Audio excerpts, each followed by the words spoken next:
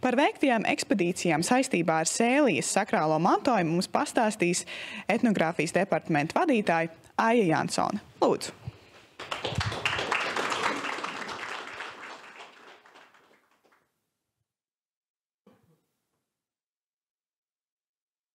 Labdien, konferences dalībnieki, viesi, tālie un tuvie.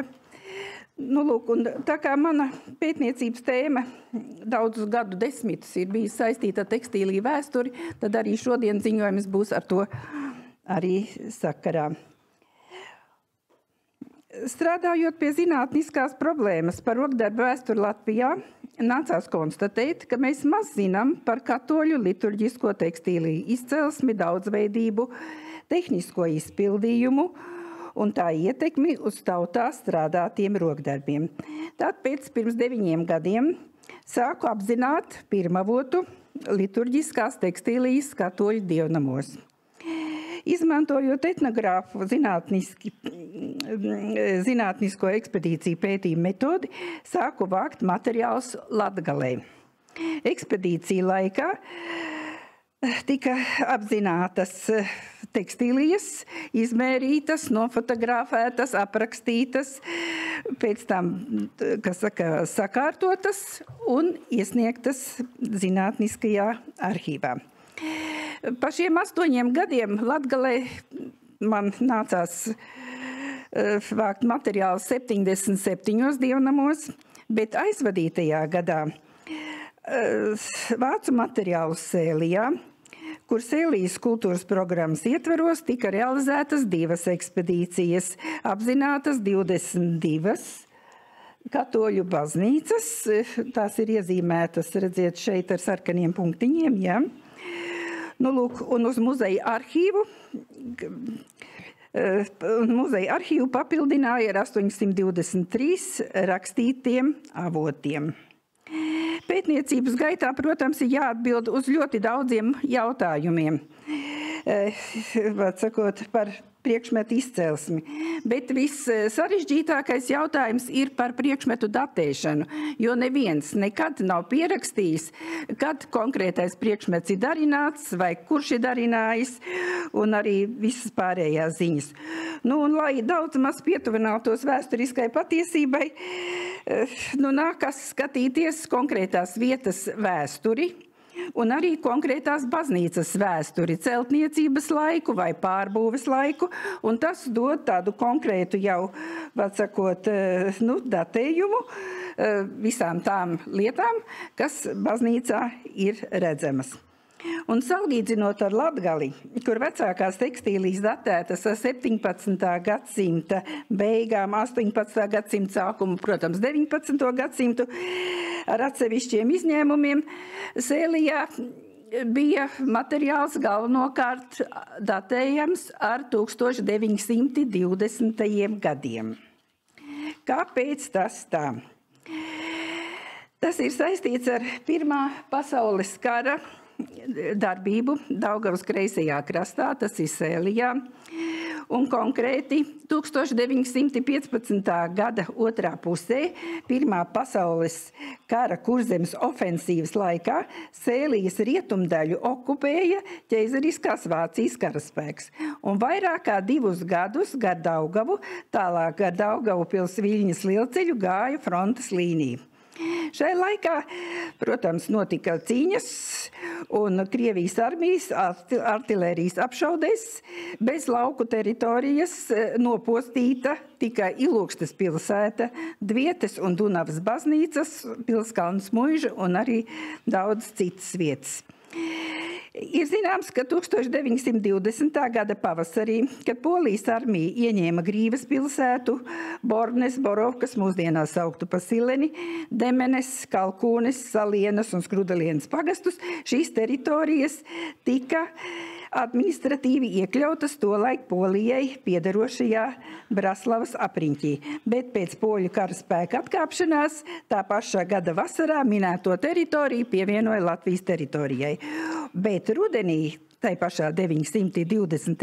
gadā, no Lietuvas Latvija atguva Ilūksti. Tā kā cīņas bija ļoti sīvas, Un šeit mēs redzam šo te minēto Dunavas katoļu baznīcu mūsdienās un kāda viņa bija pēc kara darbības. Ja? Tā kā ļoti liels darbs ieguldīts bija jāveic, lai kultūras šīs te celtnes atjaunotu. To, cik lieli postījumi Sēlijā bija Pirmā pasaules kara laikā, redzam attēlā, kur no Dunavas baznīcas bija palikuši tikai pāri nesošās konstrukcijas. Šai laikā daudz seno arī liturģisko tekstīliju gāja zudumā, tāpēc Sēlijā 20. gadsimta 20. gados baznīcu iekārtojums un liturģiskās tekstīlijas tika gādātas no jauna. Un tā kā visos laikos liturģiskās tekstīlijas tika darināts un rotāts saskaņā ar sava laika jaunākiem tekstīliju darināšanas un rotāšanas paņēmieniem, pēc Pirmā pasaules kara Sēlijā redzami praktiski visi 20. gadsimta sākuma Eiropā plaši praktizētie rokdarbi. Tas ir izvilkuma darbs, stils un tīkla darbi, tamborējums, broderija un rišeljē izšuvums. No pagājušā gada Sēlijas ekspedīciju uz muzeja krājumu man izdevās atvest tikai 3 priekšmetus, 3 altārsagas rotāts ar tamborētām mežģīnēm. Maz. Kāpēc tā? Ļoti vienkārši.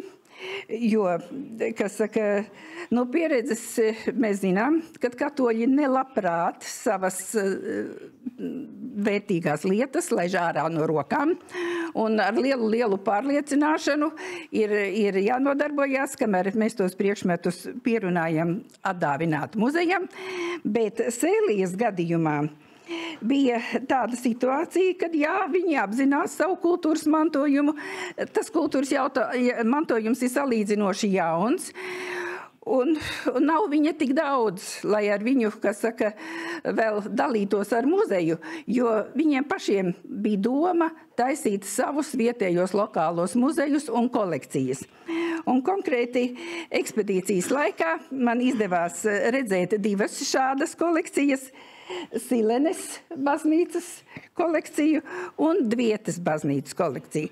Nu, un es jums tagad parādīšu, kā tas viss izskatās, kā tas tiek organizēts. Ņemiet vērā to, ka šīs kolekcijas veido entuziasti cilvēki, kas, protams, ir nedaudz saistīti ar vēsturi un ar vēlmi saglabāt sava novada kultūras mantojumu uz vietas. Nu, un kādas viņiem ir iespējas, tā arī viņi strādā. Brīnišķīga baznīca, redziet, celta 1913. gadā. Tas nozīmē, ka interjers un iekārtojums galvenokārt nāk no tā laika. Protams, ar dažādiem papildinājumiem laika gaitā.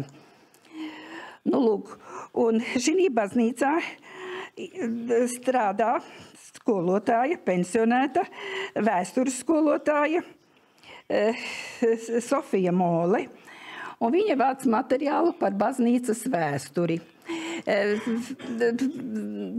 Praktiski viņai vairāk interesēja tā vēsturiskā daļa, baznīcu kungi un viņu dzīves stāsti, kurus mēs redzam tur stendā aiz stikla. Nu, un, protams, arī šīs te liturģiskās tekstīlijas, kuras tiešām ir 20. gadsimta sākuma nesenākas. Ja? Nu, lūk, un te atkal ir daži vietējie rokdarbi, kas arī stendos ir aizlikti aiz stikla, ir procesiju lukturi, ļoti skaisti izstādīti.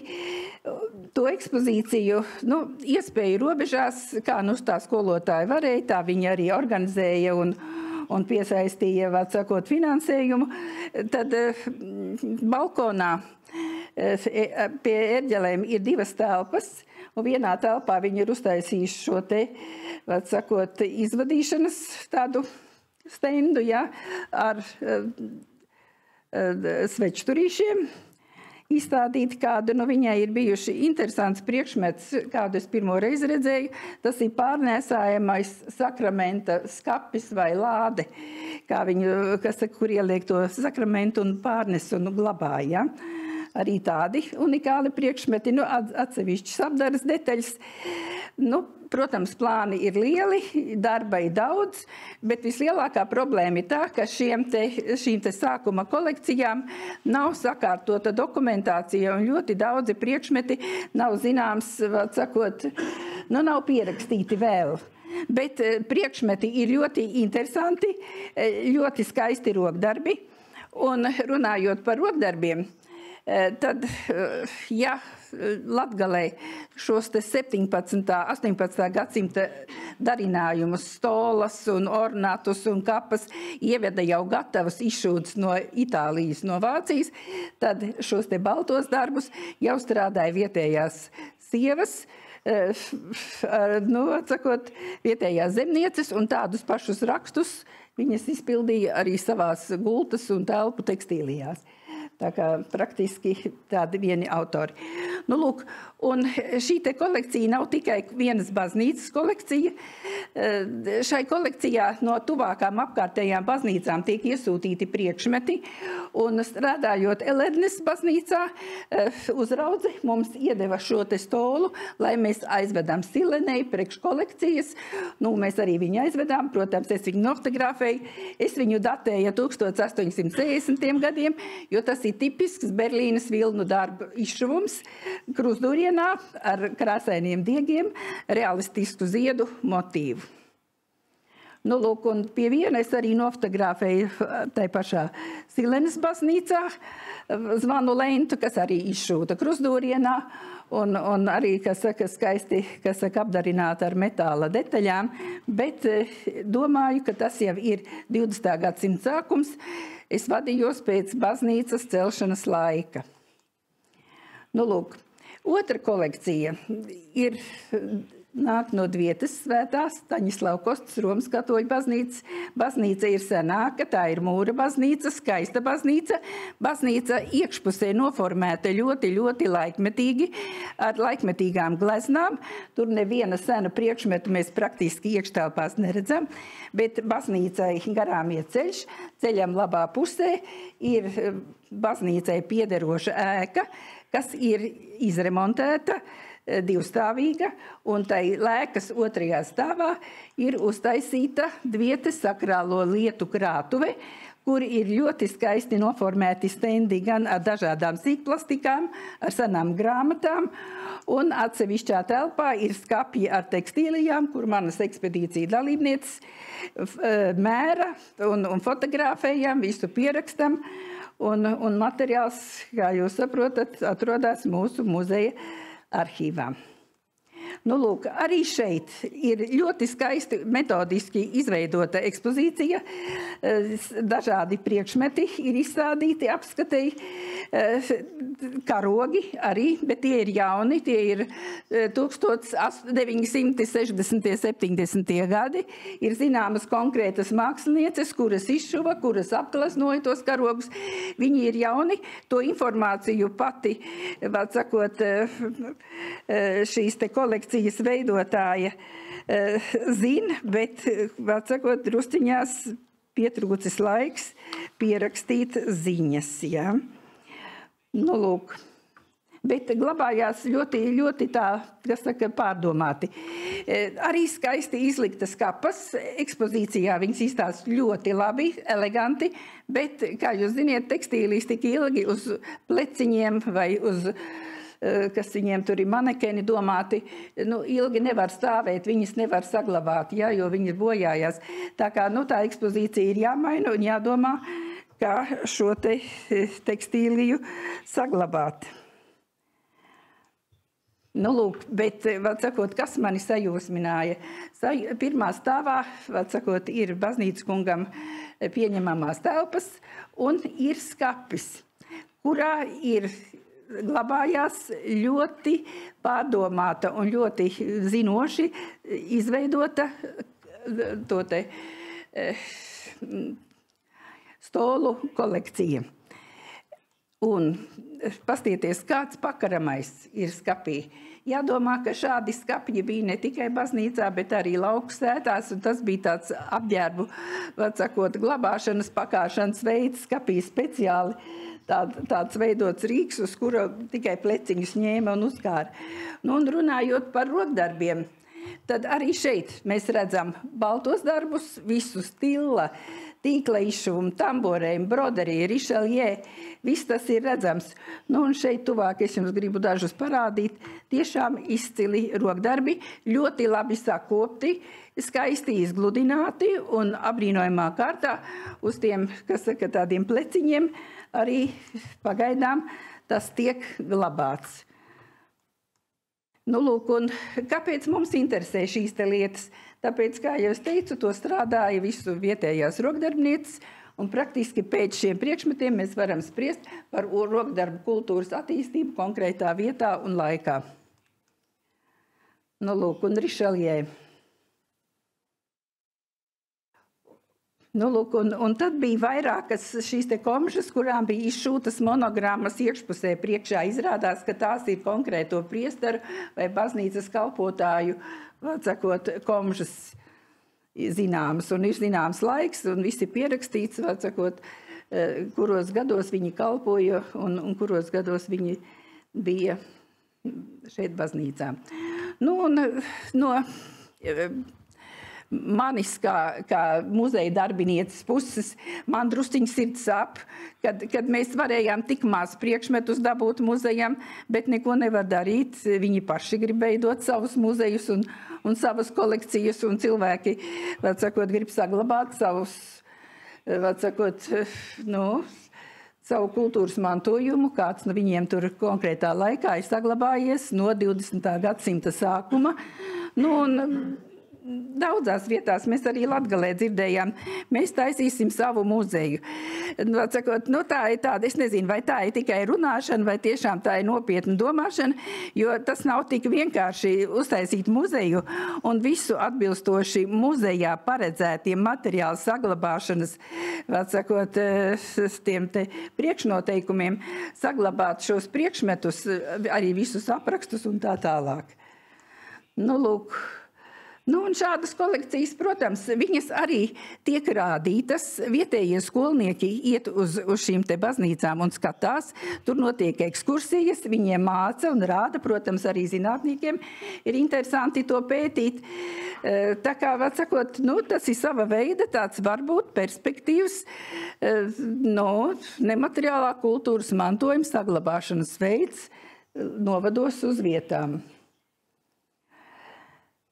Nu, un, kā jau es teicu, kad abās praktiski šīs krātuves katra savu iespēju robežās tiek kārtota, veidota un komplektēta, bet viņiem drusciņās pietrūkst spēku, kas varētu, kas saka, palīdzēt viņiem ar to, kas saka, aprakstu veidošanu. Un es jau tai Drietas baznīcā teicu Vijas kundzei, kad varbūt, ka prasīt Daugavpils studentus palīgā, bet izrādās, ka Daugavpilī studējošajai jaunatnei pagaidām nav tādas programmas, lai viņi varētu praksē iet un palīdzēt baznīcai. Nu, varbūt ar laiku tas viss nokārtosies un izveidosies, ja?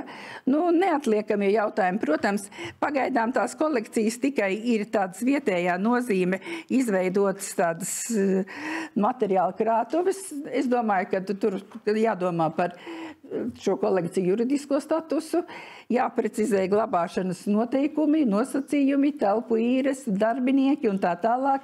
Nu, un kolekciju dokumentēšana, tā ir pati svarīgākā lieta, kas pagaidām tur vēl nav atrisināta. Nu, lūk, tādi interesanti materiāli ir novados. Nākamgad, šogad jau mēs ļoti gribam tikt uz Zemgales katoļu baznīcām, turpināt šo te pētniecību, jo Sēlijā mēs jau beidzām.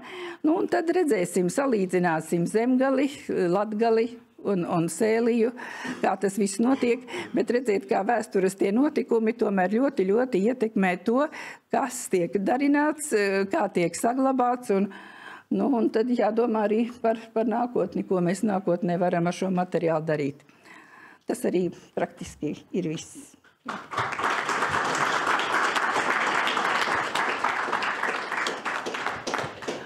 Paldies Aijai par šo tiešām plašo ieskatu ekspedīcijā. Un es vēlētos dot jums iespēju uzdot jūsu interesējušos jautājumus. Tā, mums ir viens. Labdien, Aija. Man ir jautājums tāds. 2 jautājumi, pareizāk sakot, īsuma. Finansē šos muzejus, šo priekšmetu uzglabāšanu uzņemas tikai baznīca vai Romu katoļu baznīcas, galvenā iestādē, kas viņam tur pārzina tas baznīcas, vai vietēs pašvaldības, kā atrisināt šis jautājums. Tas ir viens. Jā. Un otrais, vai citas konfekcijas atsaucas uz lūgumu arī saglabāt savus priekšmetus un sadarboties ar muzejiem. Paldies! Tā, par naudām runājot, grūti pateikt, bet es domāju, ka pagaidām tas kolekcijas ir tikai pašā sākumā, veidošanas sākumā, un tas ir ar vietējo pašvaldības atbalstu, jā, pieņemsim tai pašā Dvietē, kur tā lielā baltā baznīca, jā, jo tik liels telpas uzturēt, iekārtot, izremontēt, to draudze viena pati, es domāju, ka to nemaz nevar izdarīt. Nedomāju, ka tur ir kaut kāds tālāks atbalsts no augstākā garīdzniecības, kas saka, tā posma, ja? Bet iesākums ir, pamats ir ko strādāt un ir ļoti daudz darba vēl. Nu, lūk, un otrs jautājums bija par... Otrais jautājums bija, vai citas konfesijas un baznīcas ir atsaucīgas un grib sadarboties ar muzeju, ar zinātniekiem, lai saglabāt savu vēsturi un savus priekšmetus, vai viņi ieslēgtas un kā jautājums pastāv? Jā. Uz šo jautājumu es jums nevarēšu atbildēt, tāpēc, ka es ar citām konfesijām vēl neesmu sākus strādāt, jo apjoms, kā jūs redzat, bija milzīgs arī aizvadītajos 9 gados, jā. Un es neapzināju visas baznīcas katoļu Latgalē, Augšzemē, tad es centos maksimāli visas lielākās, jā. Lūk, tā kā grūti pateikt, bet, pie tā var strādāt nākotnē. Labi, un tad mums ir vēl viens jautājums. Sakiet, lūdzu, vai Silens baznīca, viņa ir koka baznīca vai... Un jā. Vēsturiski viņa arī bijusi koka. Jā, viņa 913. gadā celta koka baznīca, jā. Bet vecā baznīca tur arī bija koka, bet bija cita tur, kas saka, vairākas reizes pēc kārtas ir, kas saka, mainījušās tās celtnes. Labi, paldies visiem par jautājumiem un paldies Aijai arī par referātu.